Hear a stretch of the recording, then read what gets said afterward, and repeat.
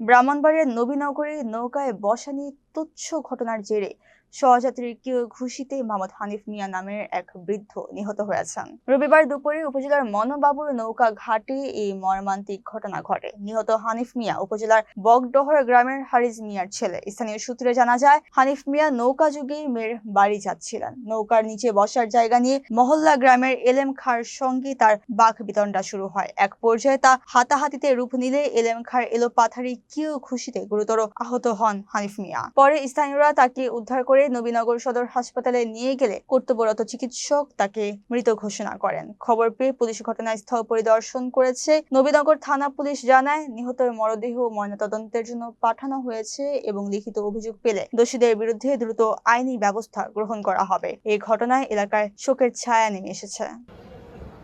মেয়ের বাড়িতে যাইতেছিলেন, তো উনি রোদের কারণে আপুরে নিচে বসছিলেন। তো ঘাতক আইসা ওনাকে বললে যে আপনি এখানে বসতে পারবেন না। উনি বলছে যে আমার পরিবারের সাথে আমি বসছি, অসুবিধা কি? এই বললে ওই ঘাতক ওনাকে বুক বরাবর ঘুষি মারে, যার কারণে উনি ঘাতককার আমরা সুষ্ঠু তদন্ত মাধ্যমে বিচার চাই, সর্বোচ্চ বিচার চাই, ফাঁসি চাই।